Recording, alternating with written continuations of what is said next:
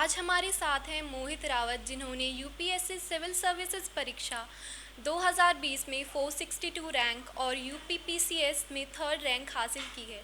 इनका ऑप्शनल विषय केमिस्ट्री था। सर, सबसे पहले तो आपको बहुत बहुत बधाई। आप अपनी सक्सेस जर्नी शेयर कीजिए। आपने शिक्षा कहाँ से प्राप्त की और आपका आईएएस बनने का ख्याल आपके मन में कब आया? जी, सबसे पहले तो मैं आपका और डायस का बहुत बहुत शुक्रिया अदा करना चाहूँगा कि आपने मुझे यहाँ बुलाया और मुझे एक मौका दिया कि मैं अपनी जर्नी शेयर कर सकूँ। सबसे पहले तो मेरा नाम मोहित रावत है। मैं पलवल ज़िले हरियाणा से बिलोंग करता हूँ। मेरी स्कूली शिक्षा पलवल और फरीदाबाद से हुई है। उसके बाद 2011 से 2015 के बीच मैंने आईआईटी मंडी से बीटेक की है कंप्यूटर साइंस में। 2015 से 2017 के बीच में मैंने जॉब की है हैदराबाद में। 2017 में मैंने डिसाइड किया कि मुझे सिविल सर्विसेज के लिए तैयारी करनी चाहिए। तो अगस्त 2017 में मैंने जॉब छोड़ के तैयारी शुरू की और करीबन 4 साल हो गए हैं मेरी तैयारी को। ये मेरा तीसरा अटेम्प्ट था। सर, आपका ऑप्शनल विषय केमिस्ट्री था, तो आपको क्या लगता है कि उसकी क्या एडवांटेजेस हैं? जी, केमिस्ट्री एक साइंस सब्जेक्ट है। मुझे 11th और 12th में ही एक कनेक्ट डेवलप हो गया था केमिस्ट्री से, जिसकी वजह से शायद मुझे अपने जेईई एग्ज़ाम में भी हेल्प मिली। जब मैंने मन बनाया कि मुझे सिविल सर्विसेज का एग्ज़ामिनेशन देना है, तो मैं बहुत सारे ऑप्शनल के थ्रू गया। बट केमिस्ट्री मुझे हमेशा से थोड़ा एक पास था मेरे। और ऊपर से जब मैंने प्रीवियस ईयर क्वेश्चंस और सिलेबस देखे तो मुझे काफ़ी अच्छा लगा और मुझे लगा कि शायद ये वो सब्जेक्ट है जो मैं कर सकता हूँ। एट द सेम टाइम उसकी एडवांटेजेस थी कि ये एक साइंस ऑप्शनल है, एक ऑब्जेक्टिव ऑप्शनल है, इसका सिलेबस डिफाइंड है एंड हम मतलब एक बार करने के बाद उसमें हमेशा इम्प्रूवमेंट ही मिलती है। तो इसकी वजह से ऊपर से डायस जैसी कोचिंग इंस्टीट्यूट था, हमारी फैकल्टी थी mister R K Singh sir, तो उनकी हेल्प से मैं काफ़ी मुझे लगता है मैंने ठीक टाइम पे सिलेबस कवर कर लिया और एक फाउंडेशन जो बिल्ड करनी होती है सब्जेक्ट को समझने के लिए वो अच्छी बिल्ड हुई। तो उसके ऊपर मैंने खुद से डेवलप किया by reading books and by solving mock test. तो इसकी वजह से मुझे लगता है केमिस्ट्री एक बहुत अच्छा ऑप्शनल है, ना सिर्फ बीटेक के लिए बल्कि बीएससी स्टूडेंट्स के लिए भी। सर, आपकी प्रीलिम स्ट्रैटेजी क्या रही और साइंस बैकग्राउंड होने की वजह से क्या उसमें कुछ फ़ायदा हुआ? जी, साइंस एक बहुत ही ऑब्जेक्टिव सब्जेक्ट है and eight the end of the day prelims is also an objective exam, so it helps you develop that objective mindset. बात रही अगर प्रीलिम्स की स्ट्रैटेजी की, तो मैंने करीब 2 से 3 महीने डेडिकेटेडली प्रीलिम्स की तैयारी की। इट इन्वॉल्व कि मैं अपनी बुक्स को बहुत लिमिट कर दूं, multiple revisions, at the same time mock test बहुत हेल्पफुल रहे। तो इन चीज़ों की रिविजन, मॉक टेस्ट और limiting your syllabus is my prelim strategy. Sir, chemistry की बुक लिस्ट काफ़ी वास्ट है, तो आपने कौन कौन सी बुक्स रेफ़र की?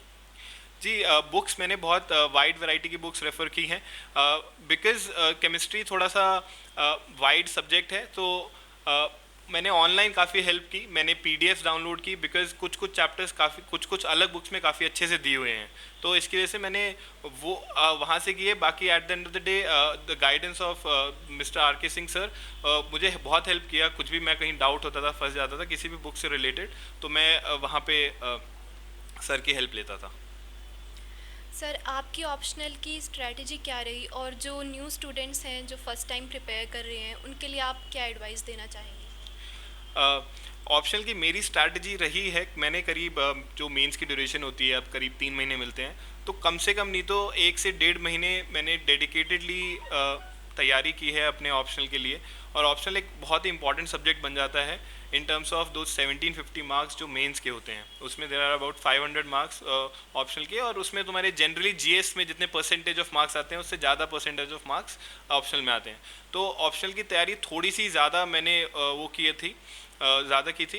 एंड आपका सेकंड क्वेश्चन जो था कि नए स्टूडेंट्स को क्या एडवाइस देना चाहेंगे, तो नए स्टूडेंट्स को एडवाइस में ये देना चाहूँगा कि आप एक बारी सिलेबस को गो थ्रू कीजिए। जो भी अगर आप ऑप्शनल सब्जेक्ट सेलेक्ट कर रहे हैं तो chemistry is also one of the very great subjects जिसमें आप क्लियर कर सकते हैं। एट द सेम टाइम अगर आपने केमिस्ट्री चूज़ कर लिया है तो मैं एडवाइस करूँगा आपको कि आप डिफरेंट टॉपर वीडियोस के थ्रू जाएं और इवन डाइस में आप गाइडेंस ले सकते हैं। Mister R K Singh sir काफ़ी आपको गाइड करेंगे कि कैसे कैसे स्ट्रैटेजी बनानी है उस चीज़ के लिए। सर, केमिस्ट्री ऑप्शनल के लिए हमारी आंसर राइटिंग स्ट्रैटेजी क्या होनी चाहिए? आंसर राइटिंग स्ट्रैटेजी एक आंसर राइटिंग एक काइंड ऑफ लाइक अ सब, मतलब अगर आप उसको ऑब्जेक्टिवली देखें तो आंसर में there are three parts. One is the introduction, conclusion, structure. The second thing is the speed and third thing is the content. तो अगर आप इनको ऑब्जेक्टिवली डिफाइन कर लेंगे कि ये तीन चीज़ें हैं और कैसे कैसे मुझे इन तीनों को मैनेज करना है, अपना वीकनेस देख के उस पर वर्क करना है, तो तीनों चीज़ों में देखिए आप और उसके हिसाब से अपना आंसर राइटिंग डेवलप कीजिए. ये जीएस में और ये केमिस्ट्री में, दोनों चीज़ में एप्लीकेबल है. सर केमिस्ट्री ऑप्शनल के लिए मॉक टेस्ट कितने हेल्पफुल रहते हैं और हमें कितने मॉक टेस्ट एटलीस्ट देने चाहिए मेन से पहले? Mock test is a very important aspect of your whole preparation.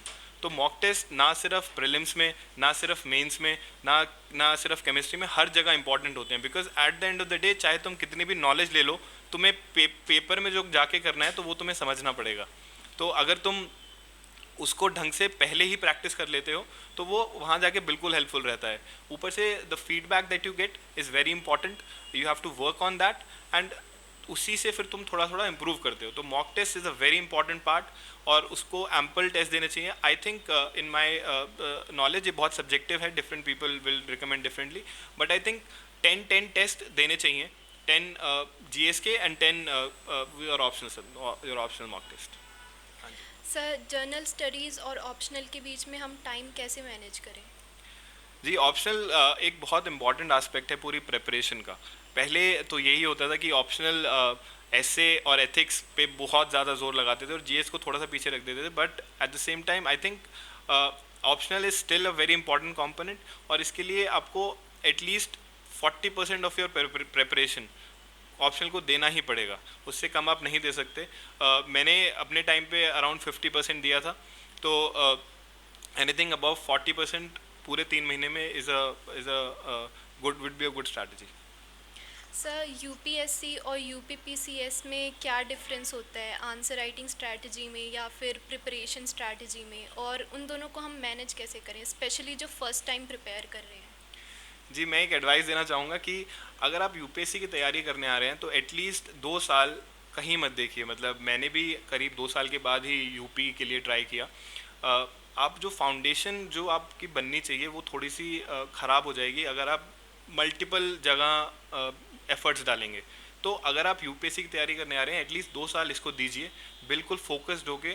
उसके बाद जब थोड़ा सा और तुम्हें लगे तो, क्योंकि फाउंडेशन बन चुकी है और आजकल बहुत सारे जो स्टेट पीसीएस एग्जाम्स हैं वो काफ़ी यूपीएससी की लाइंस पे ही आ रहे हैं. इन टर्म्स ऑफ प्रीलिम्स पे जो क्वेश्चंस पूछे जा रहे हैं या मेंस में जो पेपर्स बन रहे हैं वो बहुत यूपीएससी की लाइंस में. तो हो सकता है आप उसके बाद कर सकते हैं. बट अगर आप शुरुआत में ही बाकी जगह एफर्ट्स डालेंगे तो ना ढंग से यूपीएससी की तैयारी हो पाएगी, ना ढंग से स्टेट सर्विसेज की. जो मेरी स्ट्रैटेजी रही थी, मैंने भी करीब 2 साल सिर्फ यूपीएससी की तैयारी की और उसके बाद यूपी की तैयारी शुरू की. मुझे एडवांटेज ये था कि काफ़ी ज़्यादा सिलेबस सेम था. यूपी अगर मैं देखूं तो सारे स्टेट सर्विसेज एग्ज़ाम में यूपी ही है जो यूपीएससी के पैटर्न से बहुत ज़्यादा अलाइन करता है. बस थोड़ा सा डिफरेंस है, प्रीलिम्स में शायद 150 क्वेश्चंस होते हैं इधर, इसमें यूपीएससी में 100 होते हैं और मेंस के हर एक पेपर में 2-3 एक्स्ट्रा पॉइंट्स हैं रिलेटेड टू यूपी एग्ज़ाम. तो वो आप आराम से कर सकते हैं if you are given sufficient time. तो but my advice would be first focus on UPSC, build your foundation well. अगर फाउंडेशन अच्छी है ना तो आप स्टेट सर्विसेज ज़रूर निकाल पाएंगे, बट अपना थोड़ा कॉन्फिडेंस रखिए कि first priority is UPSC. Sir students के बीच में काफ़ी मिसकंसेप्शंस हैं केमिस्ट्री को लेके, जैसे ये टाइम ज़्यादा कंज्यूम करती है या डिफ़िकल्ट होता है और पेपर ज़्यादा लेंदी होता है, तो आप क्या एडवाइस देना चाहेंगे? जी, मेरे एक्सपीरियंस में कह सकते हैं कि मतलब different optionals work differently.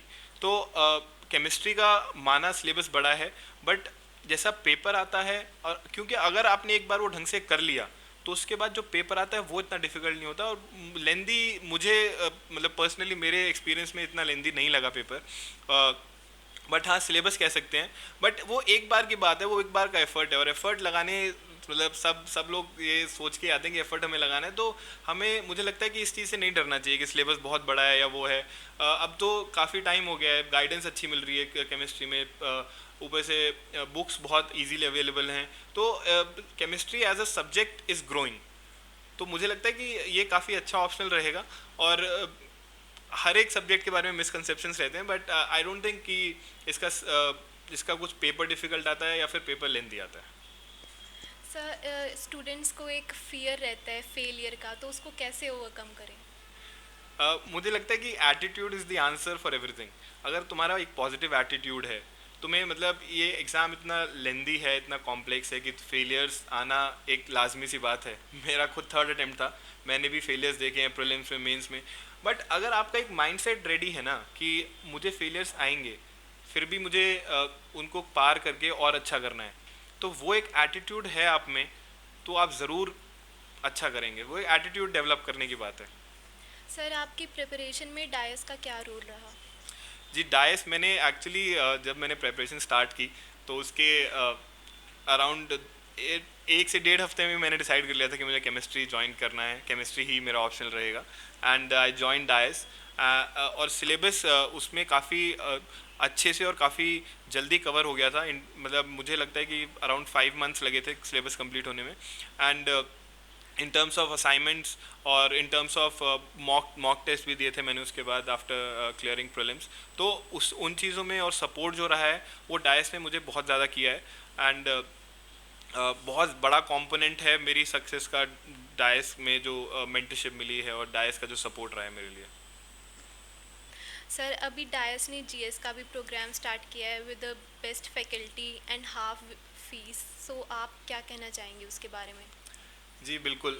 Dice अभी तक साइंस ऑप्शनल्स में था, मतलब साइंस में सारे मैथ्स, फिज़िक्स और केमिस्ट्री। एंड अभी मुझे पता लगा, सर से बात हुई मेरी, उन्होंने बताया कि इट इज़ डाइवर्सिफाइंग और जीएस भी इनकॉर्पोरेट कर रहे हैं। And they are bringing in the best faculty at half the price of other coaching institute. So I think it is a very good initiative. और मतलब जो डाइस का जो पूरा नेम है वो काफ़ी एक्सपैंड होगा। And I would like to wish sir very best for this, and I think it will be a great programme.